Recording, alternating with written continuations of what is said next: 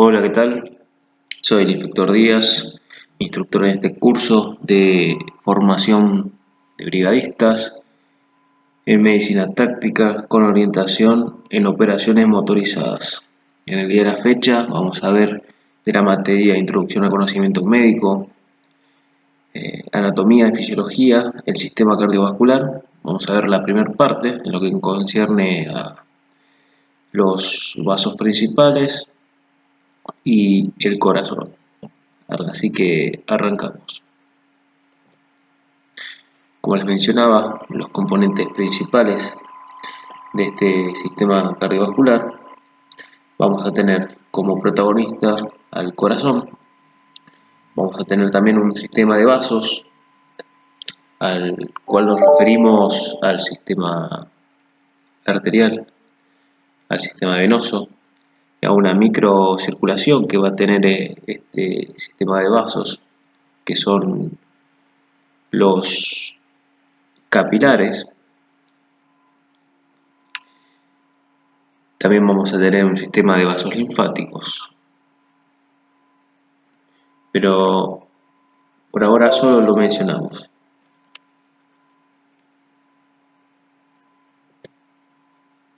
También vamos a tener en el sistema cardiovascular una circulación menor y una circulación mayor.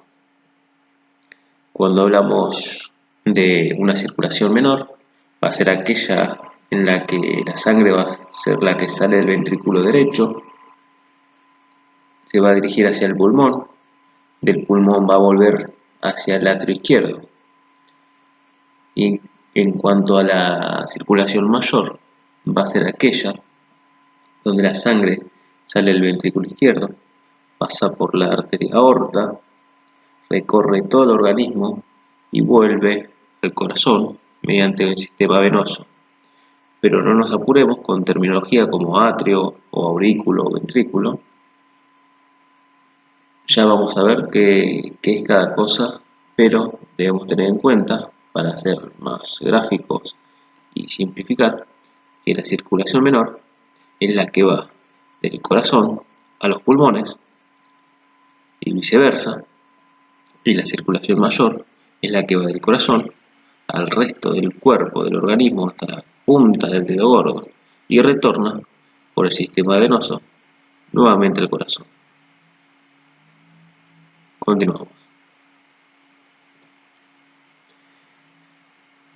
Como les mencioné, amén de sistema arterial y venoso, tenemos un sistema de vasos linfáticos.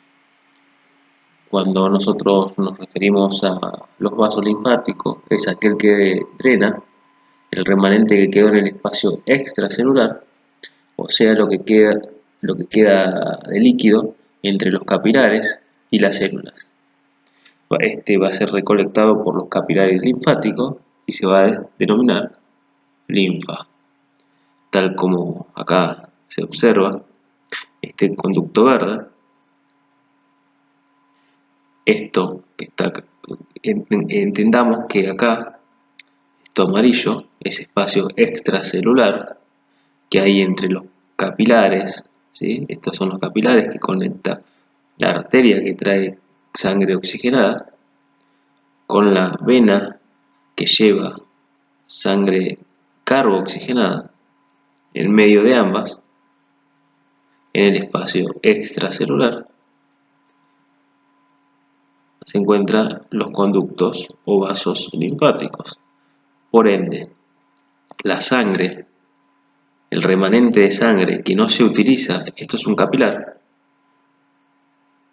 y acá supongamos que hay un tejido, la sangre, los nutrientes o el oxígeno que pasan por difusión del capilar al tejido, ya se puede ser un músculo o un órgano, ¿sí?, que se nutre de ese oxígeno o de esos nutrientes. La sangre que no pasa a ese órgano o a ese tejido para ser nutrido y queda en este espacio, o sea que no se encuentra ni en la arteria ni en la vena para ser devuelto al conducto sanguíneo o al corazón, va a quedar acá. Entonces ese remanente de sangre líquido va a ser llamado linfa y va a ser recolectado por los conductos o vasos linfáticos. Como se ve en este gráfico, se encuentran en todo el organismo paralelo a los sistemas de arterias y venas. Continuamos.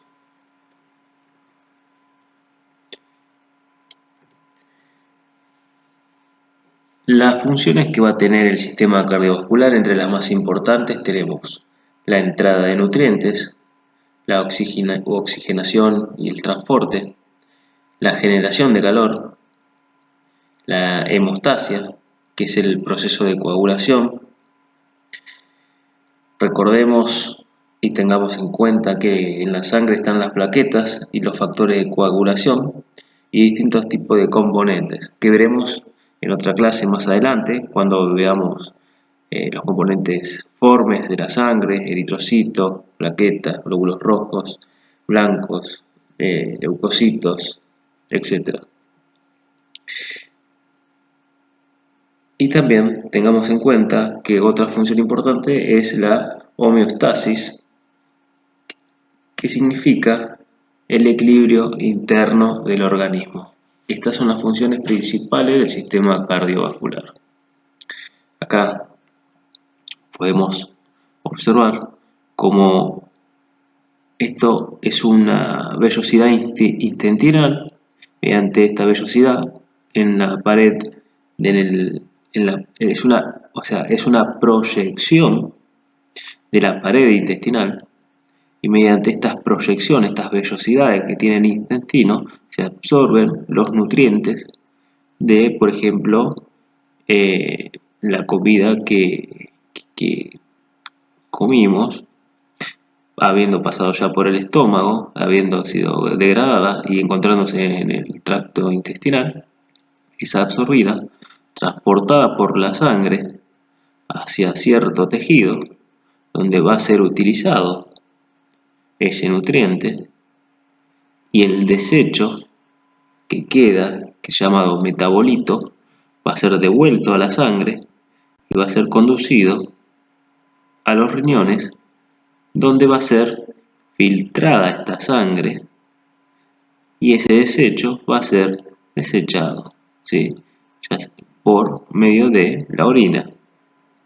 Ahora bien, acá tenemos un alvéolo pulmonar, que es donde se realiza la hematosis, o sea, a nivel pulmonar, el intercambio gaseoso que se produce cuando llega sangre carbo-oxigenada y tiene que volver a oxigenarse. Ese intercambio de gases, o sea, de dióxido de carbono que sale mediante gradientes de presión negativas y difusión, y el oxígeno que entra en la sangre, el cual fue respirado previamente, va a ser dirigido, como ven acá en azul está la sangre carbo-oxigenada, acá se produce el intercambio gaseoso y acá vuelve a ser oxigenada. Esa sangre oxigenada, luego de haber pasado por el corazón, es trasladada al resto del cuerpo y, por ejemplo, acá llegó a un tejido que puede ser un músculo que utiliza ese oxígeno para generar energía, y una vez utilizado retorna como sangre carbo-oxigenada nuevamente al alvéolo para ser reciclado nuevamente y realizar ese intercambio de gas que mencionamos previamente. Continuamos. Muy bien, vamos a pasar a ver algo muy importante, que son las generalidades que tiene el corazón. Como mencionamos, el corazón es el motor, ¿sí?, que inyecta sangre a todo el organismo. Muy importante, por eso es que hacemos prácticamente toda esta clase dedicada a dicho músculo. El corazón tiene células ramificadas, tengan esto en cuenta cuando veamos el músculo y cómo se realiza la contracción del músculo. Vamos a tener que diferenciarlo del músculo cardíaco, ya que tiene similitudes, pero no del todo, y se va a diferenciar. Pero para eso vamos a verlo más directamente cuando veamos músculos y tipo de músculos, ¿sí? Por ahora, tengan en cuenta que tiene células ramificadas, tiene una contracción sincrónica. Imagínense que si las contracciones que realiza el corazón no están sincronizadas, colapsaría y la persona moriría. Tiene discos intercalares, que son uniones entre células, que también lo vamos a ver cuando veamos músculo. Posee como unidad funcional el sarcómero, también lo vamos a ver cuando veamos músculo. Y hagamos esta comparación entre músculo cardíaco y músculo estriado y músculo liso. Tiene uniones nexos, entre otras cosas, y permiten el paso del calcio. Todo esto por el momento a título informativo. Muy bien, antes de continuar vamos a entender y a saber, primero y principal, cómo está conformado el corazón, ¿sí? Esta es la configuración externa, pero previo a esto vamos a ver la configuración interna. Y para ello vamos a tener que amigarnos con la tecnología y vamos a pasar a otro sistema. Denme 5 segundos.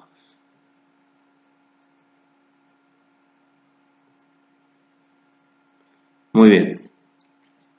Como pueden ver en este gráfico,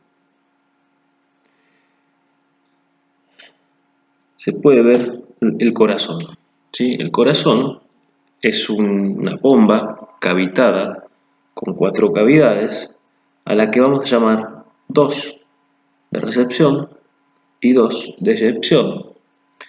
Las 2 de recepción, sangre, por supuesto, se van a llamar aurículas o atrio. A ver, esperen que vamos a marcarla, así ya van entendiendo.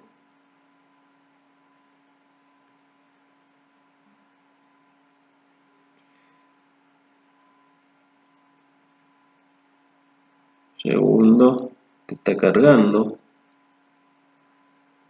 Ahí está. Vamos a tener las aurículas,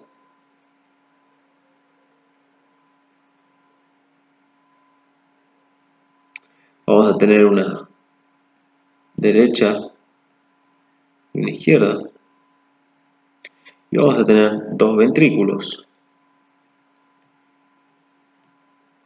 uno derecho y uno izquierdo, ¿sí?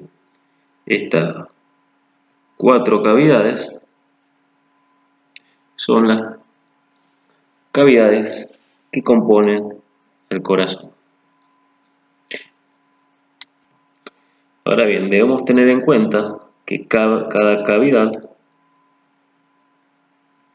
se encuentra separada por la que tiene debajo y a su lado por una pared. Por ejemplo, esta pared se llamaría pared o tabique. Cuando hablemos de pared, podemos hablar de tabique, tabique aurículo ventricular. ¿De qué lado? El derecho. Entonces, tabique aurículo ventricular derecho. Ahora bien, cuando hablamos de esta pared, nos vamos a referir a un tabique aurículo ventricular izquierdo. Hasta ahí no hay ninguna duda y es bastante fácil.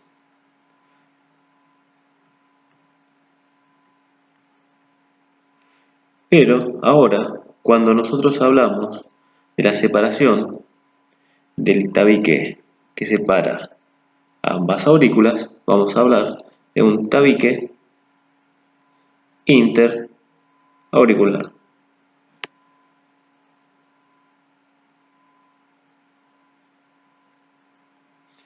Por otro lado, cuando nos referimos al tabique que separa los ventrículos, vamos a hablar de un tabique interventricular.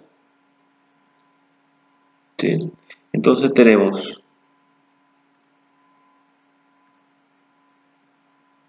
un tabique interventricular, tenemos un tabique interauricular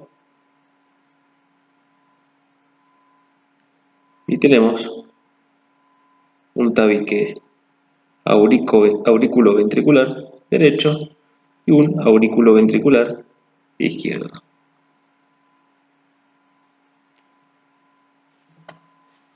Esas son las 4 cavidades que va a tener el corazón. Pero esto no queda acá, sino que el corazón va a realizar, como ya me les dije, movimientos de contracción y relajación sincrónicos. ¿Qué quiere decir? Pasemos a otro gráfico. Vamos a dibujar a grosso manera las 4 cavidades: aurícula derecha, aurícula izquierda, ventrículo derecho, ventrículo izquierdo. Acá tenemos los tabiques.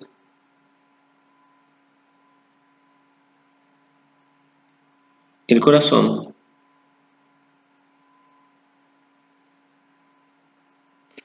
esperen que nos actualizó, me parece. Vamos a hacerlo de vuelta.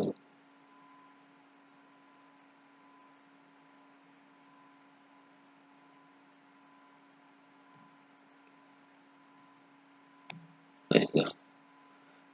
El corazón va a realizar movimientos sincrónicos. ¿Qué quiere decir? A esta aurícula derecha va a llegar la sangre carboxigenada que viene de todo el organismo, que ya fue utilizada, que ya fue utilizado el oxígeno de esa sangre y que retorna por un sistema venoso. Y esta se llama la vena cava inferior, que va a traer la sangre carboxigenada de la parte inferior del cuerpo. Y también va a recibir a lo que es la vena cava superior, que trae la sangre carboxigenada que viene de la parte superior del organismo. Cuando la aurícula derecha se expande, esta sangre carboxigenada llena la aurícula porque se encuentra expandida. Pero cuando la aurícula está expandida, el ventrículo derecho está contraído. El ventrículo derecho va a salir la arteria pulmonar que va a llevar sangre carboxigenada a ambos pulmones para generar el proceso de intercambio gaseoso que habíamos hablado. Muy bien. Cuando la aurícula derecha se contrae,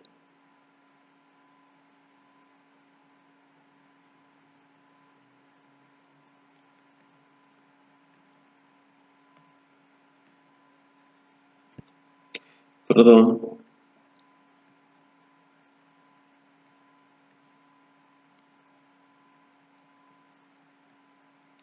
cuando la aurícula derecha se contrae, la sangre pasa al ventrículo derecho, que se va a expandir y se va a llenar de sangre. ¿Qué sangre? La sangre que vino de la vena cava inferior y superior, carboxigenada, y llenó la aurícula derecha. Luego que ésta se contrajo, pasó la sangre al ventrículo derecho y este ventrículo se llenó de sangre. Ahora bien, cuando este ventrículo derecho se contrae, va a eyectar esta sangre carboxigenada que fue utilizada en todo el organismo hacia los pulmones.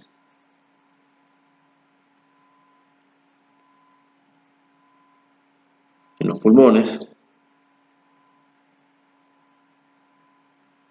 la sangre va a volver a ser oxigenada, ¿sí? Y va a retornar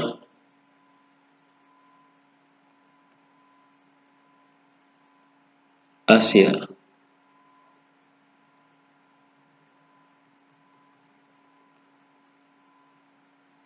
el atrio izquierdo,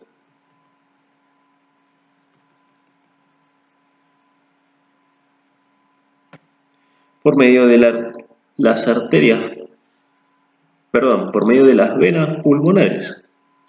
Tengamos en cuenta que la terminología vena y arteria es todo lo que sale,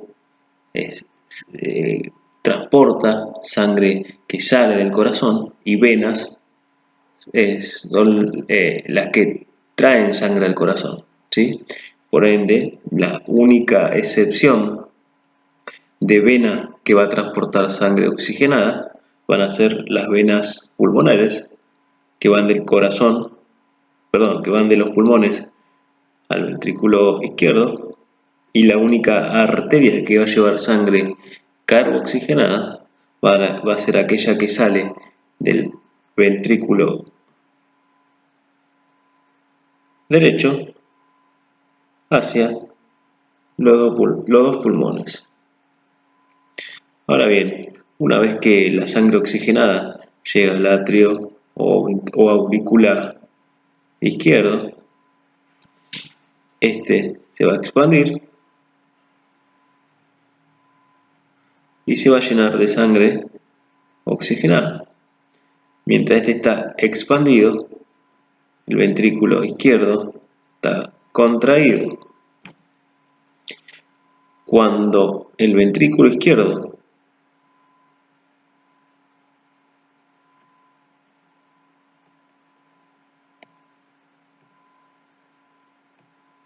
se expanda, la sangre oxigenada que está en la aurícula izquierda va a pasar al ventrículo izquierdo. Este último, cuando se contraiga, va a eyectar la sangre a la arteria de mayor calibre que tiene el organismo,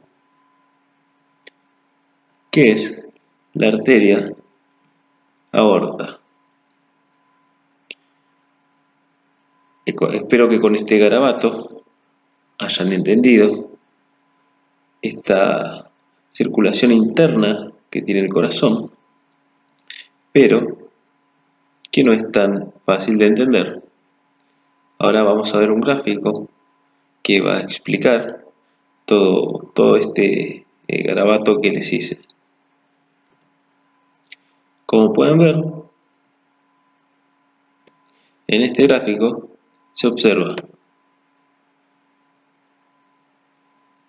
A ver, un segundo, acá. Vamos a dejarlo ahí.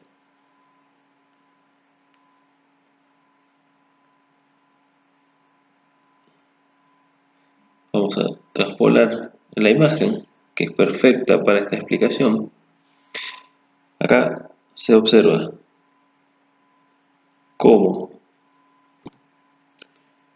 de la vena cava superior y de la vena cava inferior llega la sangre a la aurícula derecha. De la aurícula derecha pasa al ventrículo derecho. El del ventrículo derecho, cuando éste se contrae, la sangre carboxigenada va hacia ambos pulmones.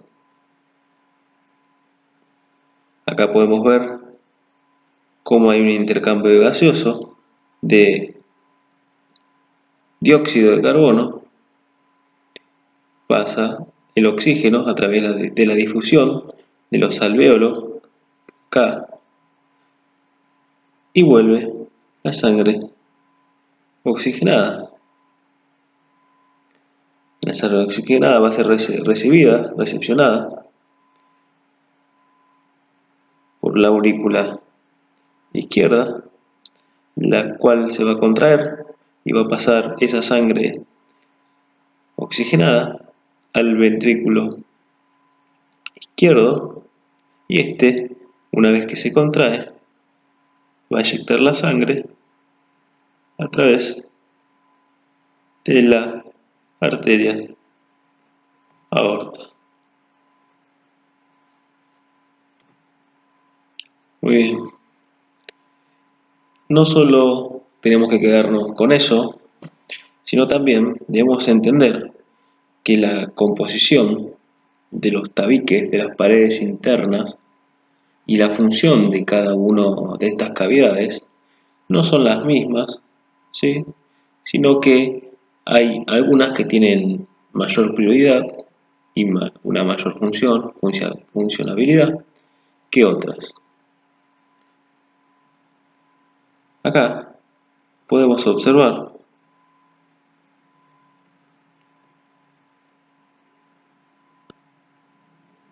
vamos a copiar la imagen.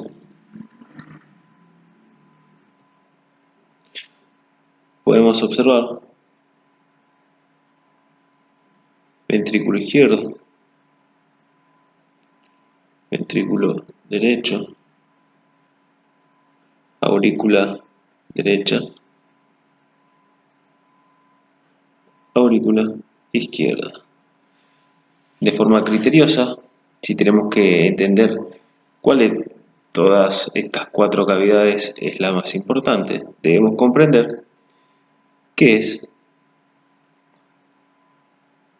el ventrículo izquierdo. Este es el que va a eyectar por la arteria aorta la sangre oxigenada a todo el organismo. Por ende, este es el que va a tener mucha más responsabilidad que el resto. Por ende, este va a ser el que falla cuando una persona fallece. Cuando este falla, la persona muere. Cuando hay un infarto agudo del miocardio, quiere decir que este ventrículo, el ventrículo izquierdo, falló. Muy bien.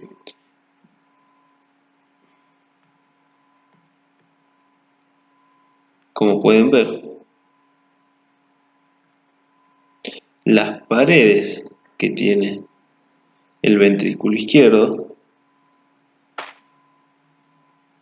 son mucho más gruesas que las paredes del ventrículo derecho. Esto se debe a la función que mencionamos recién. Esta cavidad, este ventrículo, tiene que inyectar toda la sangre con una determinada presión a todo el organismo. Por ende, por eso necesita de estas paredes, que vamos a ver ahora cómo se llaman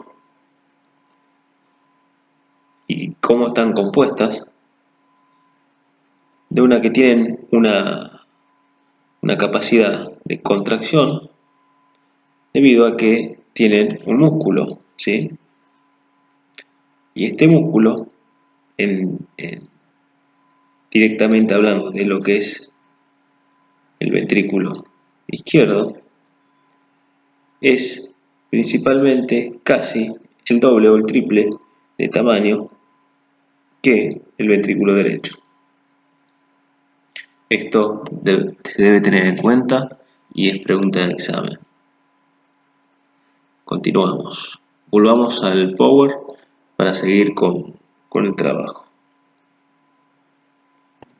Muy bien, volviendo y en donde nos quedamos, vamos a continuar en lo que es la configuración externa del corazón, ¿sí? El corazón tiene tres lados, un lado anterior, un lado lateral y un lado inferior. También tiene una base. Esto nos dice que si tiene tres lados y una base, tiene forma de pirámide. También va a tener una punta que se llama apex y va a tener dos bordes, porque no es cualquier tipo de pirámide, sino es de tipo truncada.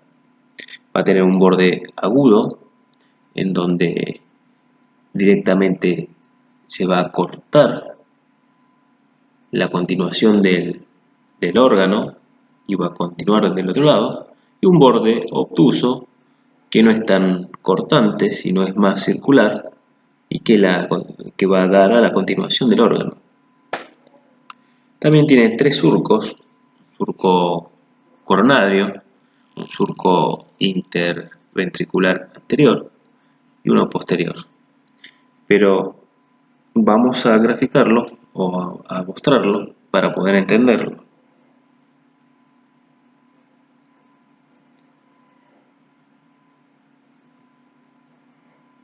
Aquí vemos el corazón desde un lateral, pero acá podemos ver. Vamos a utilizar nuestra herramienta.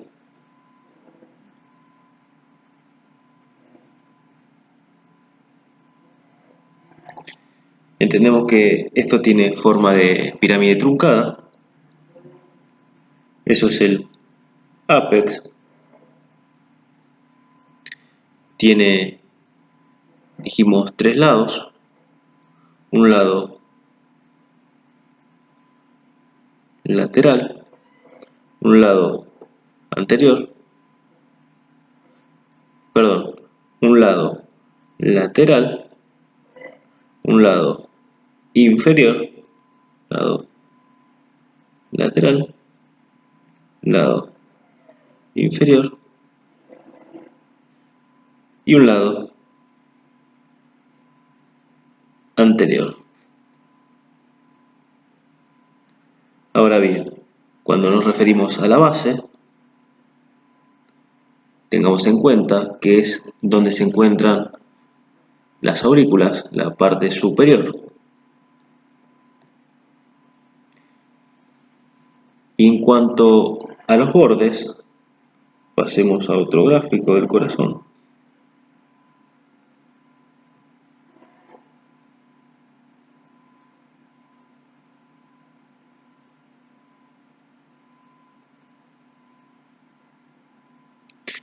Ahí está.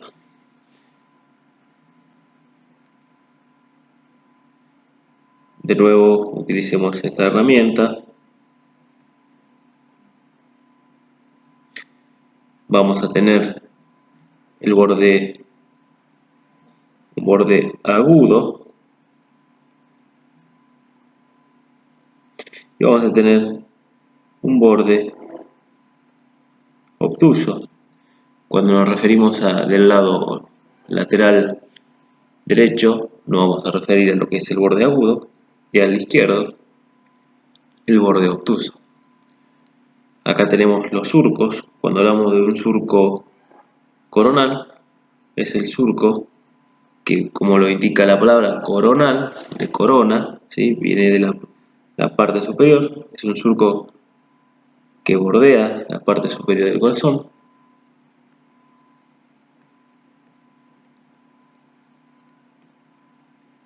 Vamos a tener, esta es una vista anterior del corazón, este es el ápex, tenemos el lado lateral, inferior y anterior. Tenemos acá el surco, vamos a borrar,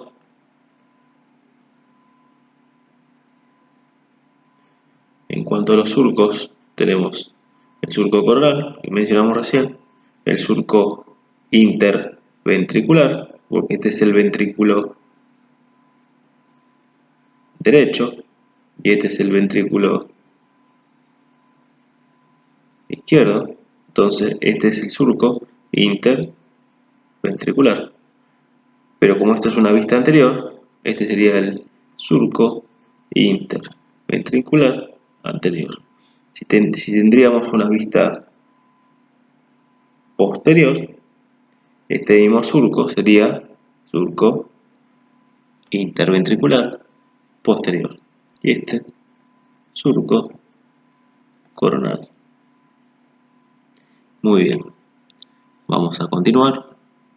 Habiéndose entendido la configuración externa del corazón,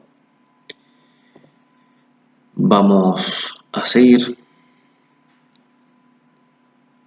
Debemos entender que el corazón está situado en una cavidad llamada mediastino, que es un lugar virtual, no virtual de cómo se está dando la clase ahora, sino es un lugar que en sí no hay espacio para nada, pero es donde se ubica el corazón, ¿sí? Que está ubicado en la caja torácica.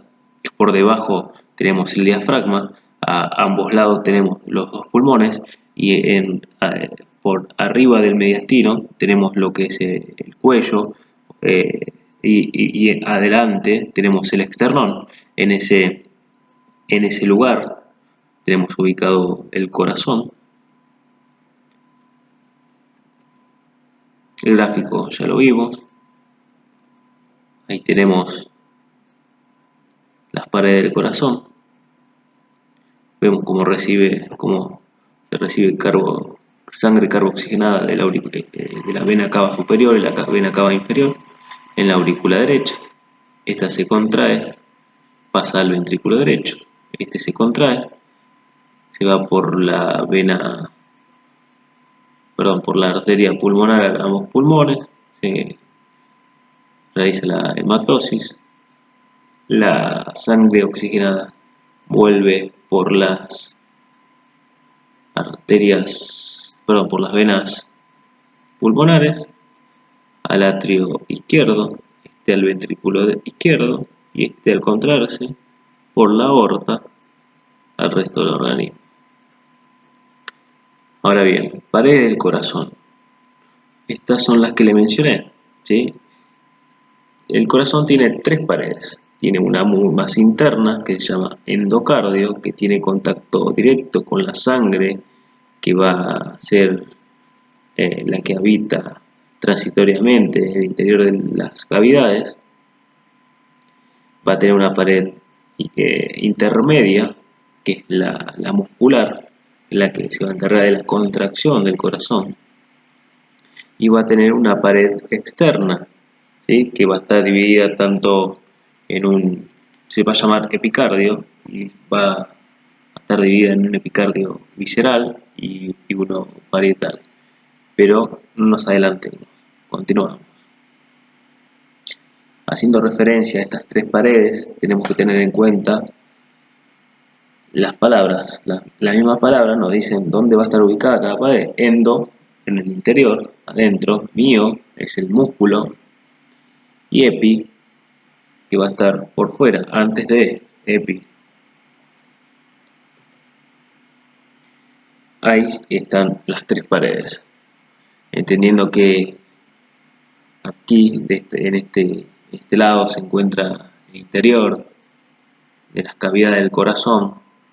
Esto es el endocardio, ¿sí? Que tiene contacto con la sangre que pasa por las cavidades, que se va a nutrir también de esa sangre el mismo corazón, aparte de las arterias coronales que van a irrigar el lado externo del corazón, también se va a nutrir por la misma sangre que eyecta. Este va a ser el endocardio. Esta pared más gruesa es la intermedia, que es el miocardio, el músculo cardíaco. Esta que está acá es el epicardio o el pericardio. Y acá están las dos capas. Esto es el epicardio visceral. Visceral porque está del lado interno. Y este es el epicardio parietal. Parietal que está del lado externo. Entre ambos pericardios hay un espacio, ¿sí? Que se encuentra allí para darle protección al corazón.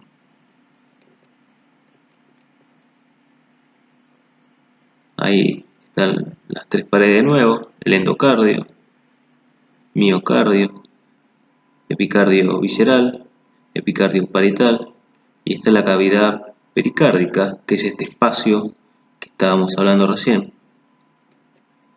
Si entendemos y llevamos a una analogía lo del epicardio o pericardio, ¿sí? Visceral y parietal, podemos meter la mano dentro de un globo, ¿sí? Y el globo que va a estar tocando la mano va a ser de pericardio visceral, ¿sí? Entendamos que el corazón es la mano, perdón, es la parte interna del corazón, está simulando acá lo que es el miocardio, el endocardio y el resto de la parte interna del corazón. Y la parte del epicardio visceral es esta parte que está en contacto con la mano, ¿sí?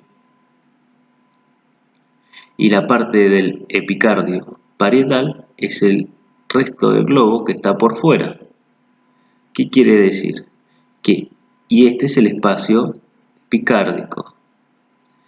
Esto es para darle protección al corazón, ¿sí? Porque si hay algún impacto, algo que quiera lesionar al corazón y tenga contacto con el epicardio parietal, a esta altura, por ejemplo, no va a impactar directamente contra el resto del epicardio visceral, miocardio y endocardio, ¿sí? Por eso es una membrana protectora, ¿sí? Que también le impide el desplazamiento del corazón dentro del mediastino, que es esa cavidad que les mencioné. Continuamos. Esqueleto fibroso. Muy bien. El esqueleto fibroso son estructuras que están formadas por tejido conectivo del corazón. O sea, teniendo en cuenta estas paredes, ¿sí? Tienen que estar sujetas de algo. Y ese algo, donde están sujetos el músculo cardíaco, las válvulas, las valvas, se llama esqueleto fibroso. El esqueleto fibroso va a estar ubicado en la base. Recuerden que la base, que el corazón tenía forma de pirámide y la base era donde se encontraban las aurículas, tal como se ve ahí. El esqueleto fibroso va a estar ubicado ahí, en la base del corazón. Esta es una imagen del corazón sin las aurículas. Acá las aurículas se sacaron, por debajo quedaron los ventrículos y esto es el esqueleto fibroso. Y va a estar compuesto por un trígono fibroso, por anillos fibrosos y por válvulas. Ahí está, anillos fibrosos, trígono fibroso, un pars intramembranosa del tabique interventricular, que no se puede visualizar acá, pero porque va de forma longitudinal, por cuerdas tendinosas. Cuando hablamos de cuerdas tendinosas, son aquellas que sujetan una válvula para darle una única dirección a la sangre. Pero bueno, ya lo vamos a ver. La función del esqueleto fibroso va a ser la inserción del miocardio, de la parte muscular, la inserción de las válvulas y el aislamiento eléctrico. Bueno, continuamos con lo que es el esqueleto fibroso. Si es una estructura del tejido conjuntivo fibroso denso, tiene forma de 4 anillos. Ahí están los 4 anillos. Tiene zonas interconectadas entre aurículas y ventrículos. Tiene 4 anillos que rodean. 2 son de orificios auriculoventriculares. Uno es de salida de la aorta y el otro es de la salida del tronco pulmonar. Acá. Este de la aorta. No, perdón. Este es de la aorta y este del tronco pulmonar. También entre los anillos van a estar los trígonos fibrosos, que es esto, que une los anillos fibrosos. Es esta tela de tejido conectivo. Hay otro gráfico, más de lo mismo. Muy bien, las válvulas. Recuerden que nosotros cuando hablamos de cavidades mencionamos las aurículas y los ventrículos, y que hablamos de que la sangre se dirige de las aurículas a los ventrículos, ¿sí? Y los ventrículos eyectan la sangre tanto a los pulmones como al resto del cuerpo. Pero ¿qué comunica una aurícula de un ventrículo? Una válvula. Hay un orificio que posee una válvula que le da una sola dirección. ¿Y por qué le da una sola dirección? Porque, por ejemplo, esto es un ventrículo y acá arriba hay una aurícula. Si la sangre viene de la aurícula al ventrículo y quiere retornar, no va a poder. ¿Por qué? Porque esta válvula se cierra debido a que la sangre que viene la empuja, la cierra, entonces le da una sola dirección a la sangre.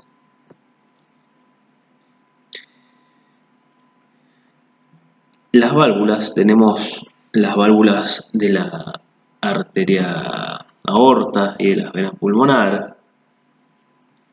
y tenemos la válvula bicúspide y de la tricúspide, que esas van a ser válvulas auriculoventriculares, o sea que van a dar acceso o paso a la sangre que pasa de las aurículas a los ventrículos, ¿sí? Van a estar compuestas la bicúspide por 2 válvulas, bicúspide, o sea porque tiene 2 valvas, una válvula que tiene 2 valvas, ¿sí? O 2 barbas. Por eso es bicúspide, tiene 2 valvas. En cuanto a la tricúspide, va a tener 3 valvas. Estas valvas van a estar sujetas, ¿sí?, a la pared del ventrículo mediante cuerdas tendinosas que permiten que la valva posea esa función de unidireccional para que no retorne la sangre, y la sujeción y contracción para que trabaje esta valva la van a dar los músculos papilares de la pared del ventrículo. Ahí está graficado.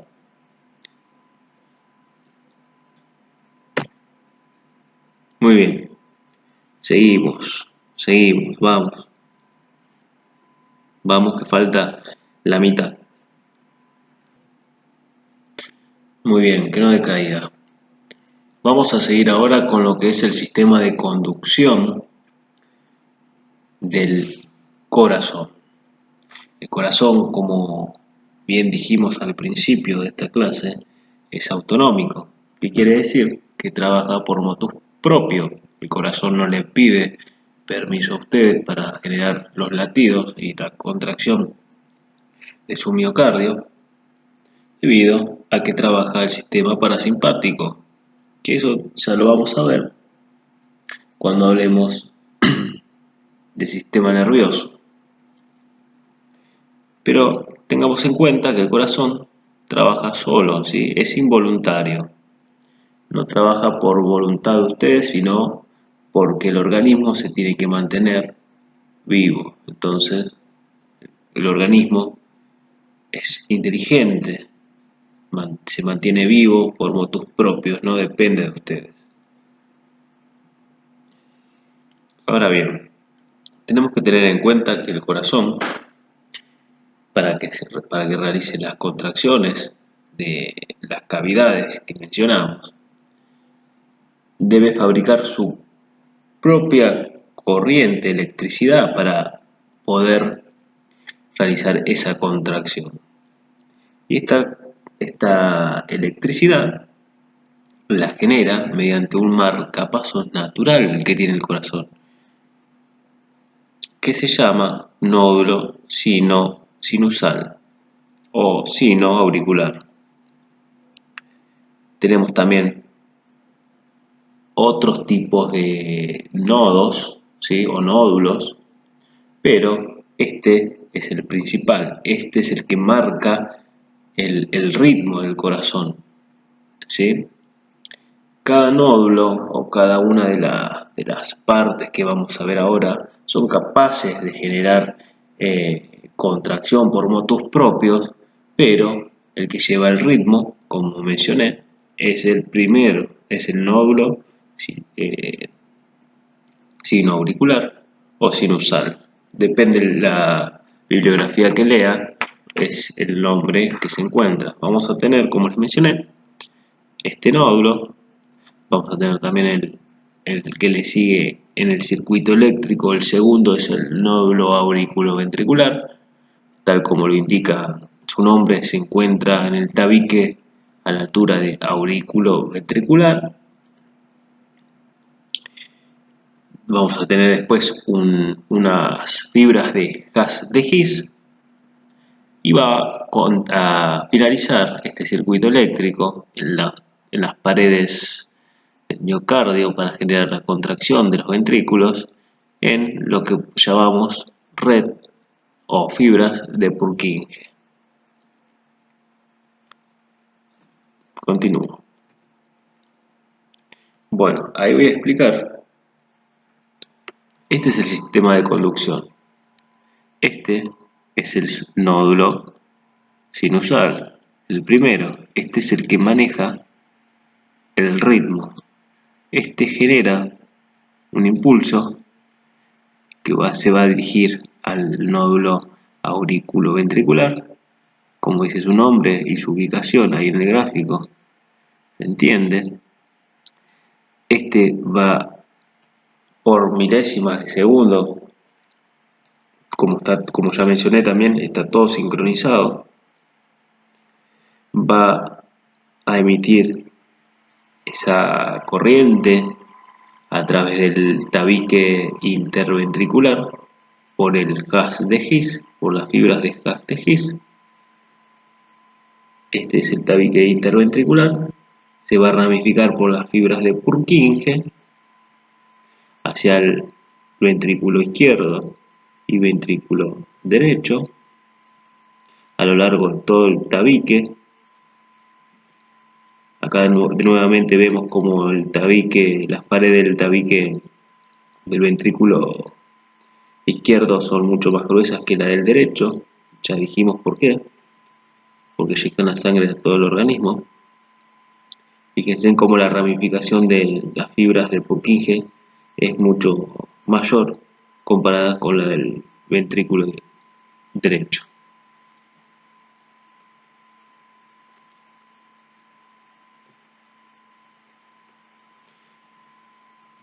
Acá,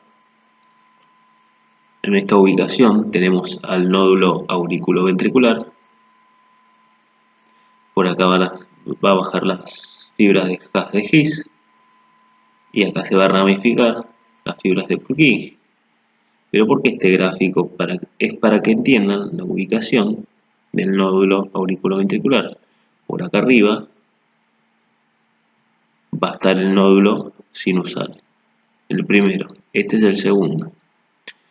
Pero, para que tengan en cuenta, esto es el triángulo de Koch, que lo vamos a ver mejor en embriología, y con esto vamos a entender la formación del corazón en su proceso embriológico.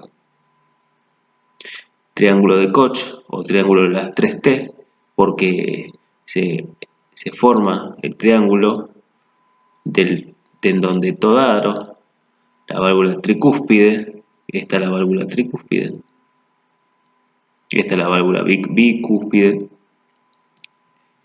Todaro, tricúspide, y la válvula de Tevesio, que está acá. Entonces, triángulo de Koch o de las 3T, por eso mismo. Y este es la fosa oval, que también lo vamos a ver en embriología, que por acá directamente mediante la irrigación de la madre, el corazón del bebé en la panza se va a nutrir, pero bueno, después lo vamos a ver en embriología. A título informativo. Acá tenemos la circulación externa del corazón, como les mencioné primero. El endocardio va a ser el que se va a nutrir por medio, o sea, a nivel cavidad, desde la zona interna del corazón, por la sangre que va a eyectar y que está por dentro de las cavidades, se va a nutrir por medio del endocardio por difusión. Pero del lado externo, y siendo ramificaciones, primeras ramificaciones de la arteria aorta, vamos a tener arterias coronarias, tanto derechas como izquierdas.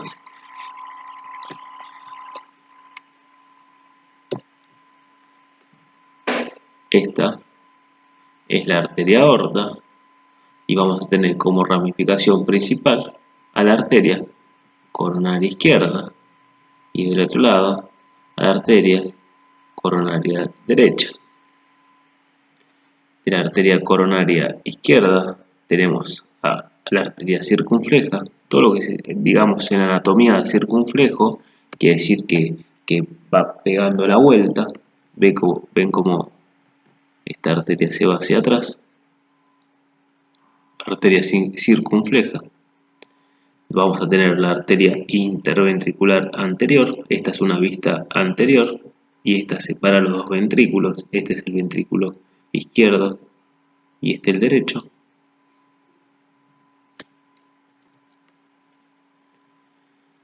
De la arteria interventricular anterior tenemos ramas que, como van en dirección diagonal, se llaman arterias diagonales. Después del lado derecho tenemos la arteria coronaria derecha, ¿sí?, que va a ir surcando o bordeando la aurícula derecha hacia atrás y se va a convertir o va a dar como rama la arteria marginal derecha. De la circunfleja va a dar la arteria marginal izquierda.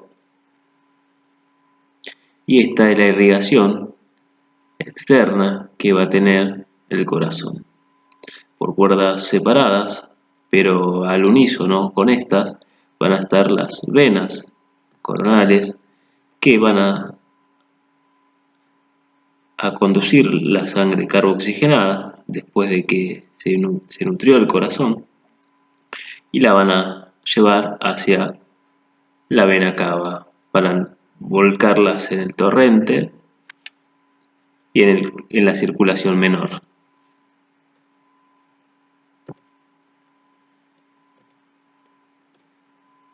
Muy bien, seguimos. Vamos a pasar ahora a lo que son los vasos sanguíneos. Dijimos que tenemos arterias, arteriolas, capilares, vénulas y venas.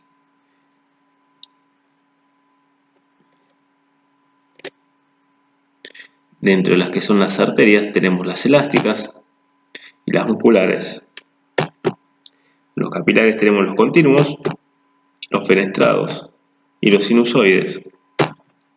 Las vénulas tenemos las postcapilares, las musculares, y las venas tenemos las pequeñas, medianas y grandes.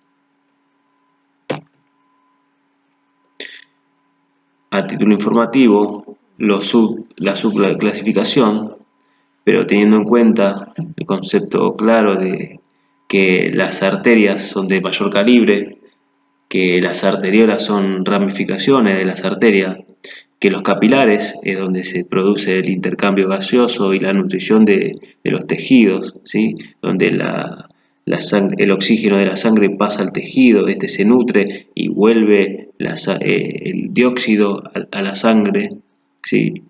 Y pasan a las vénulas, que son de muy pequeño calibre, y esta después termina en una vena de mayor calibre, ¿sí? Que va a terminar en la vena de mayor calibre, que es la vena cava inferior o superior, y que va a desembocar en el atrio derecho, al cáncer y sobra. Lo que estaba hablando, ahí tenemos los diámetros y comparación de las arterias y las venas. La arteria aorta, la de mayor calibre, sus ramificaciones, ¿sí? Una arteriola, estos son los capilares, se produce el intercambio, se nutre el tejido, el órgano que está acá. Es una vénula, una vena de menor calibre y una vena grande que puede ser la vena cava. Esta es la vena cava inferior. Como pueden ver, la luz que tiene una vena es mucho más amplia que la que tiene una arteria. Esto se debe a que la capa interna que tiene la arteria muscular es mucho más gruesa que la capa muscular de la vena. Esto se debe a la presión sanguínea que debe tener la arteria y que es la presión que ejerce, o sea, cuando hablamos de presión arterial, es la presión que ejerce la sangre sobre las paredes de la arteria, por ende, esa presión se debe a la capa muscular que tiene la arteria para que esa presión que tenga la sangre no se pierda.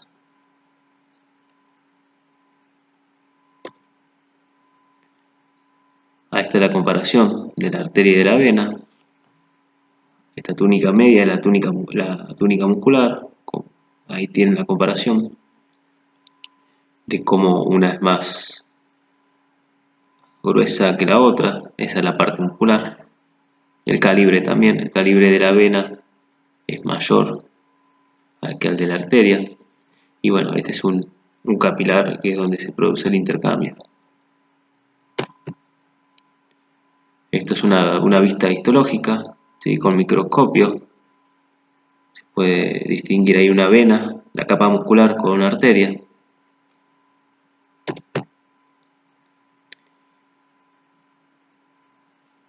Ahí tenemos que las arterias tienen las paredes más gruesas, tienen una luz regular, llevan sangre oxigenada del corazón a los órganos y regulan la presión sanguínea, lo que venimos hablando. El diámetro de una arteria es de 10 milímetros. Cuando hablamos de 10 milímetros estamos hablando de una arteria principal, como puede ser la aorta, ¿sí? Otra vista histológica con microscopio óptico.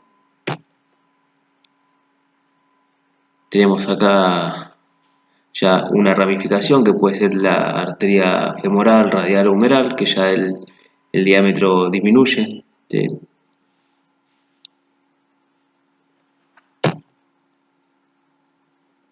Otra vista histológica, un preparado de rutina con técnica de tinción.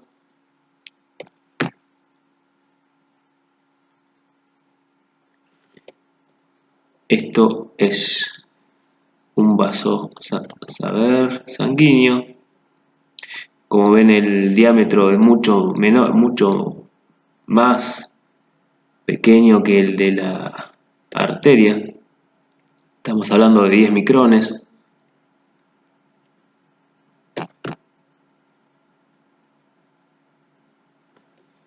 Otra muestra histológica. Ese gráfico, estos son los vasos, los capilares, ¿sí? Que tienen contacto con el tejido que va a ser nutrido.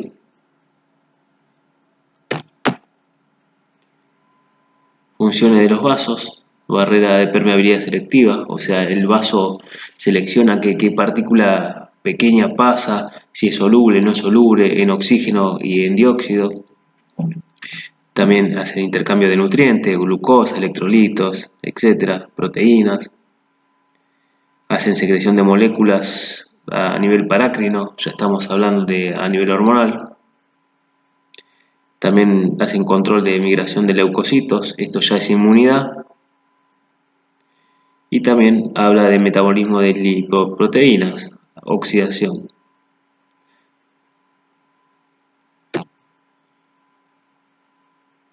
Estas son las venas. Ahí tenemos las vénulas, venas medianas y venas grandes. La diferencia, a comparación de una arteria, tiene paredes delgadas, tiene una luz mayor, lo que mencionamos al principio. Poseen válvulas unidireccionales. Pensemos que la sangre de las venas en el sistema locomotor inferior tiene que subir, o sea, de las piernas tiene que subir, o sea, no puede retroceder, y ya que la presión no tiene presión sanguínea, o es mucho de menor presión la de las venas que la de las arterias, la sangre no puede retroceder, por eso que tiene válvulas unidireccionales que se van cerrando al paso de llenado de cada sector de la vena para que ésta no retorne. A veces estas válvulas fallan, no son del todo certeras, y se muestran las arañitas o varices que tienen algunas personas, y esto se debe a una falta de circulación a nivel venoso que tiene el paciente. Ahí tenemos un cuadro, ¿sí?, que diferencia entre vena y arteria. Más de lo mismo. En cuanto a la luz, en la arteria es estrellada, en la vena es lisa, en la arteria es redondeada, la estructura, en la vena es alargada. ¿Qué más? Tiene núcleos ausados, en el otro es redondeado, pero bueno, es lo que venimos hablando. Anastomosis. El término anastomosis es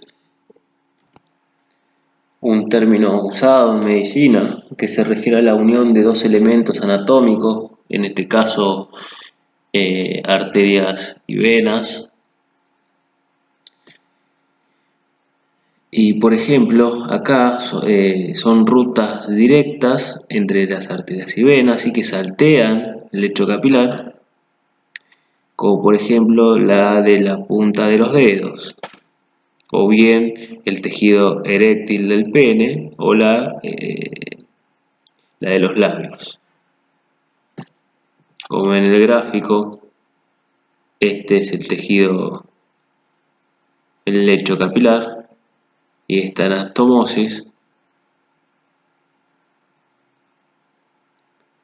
van de forma directa entre la unión de una arteria y una vena.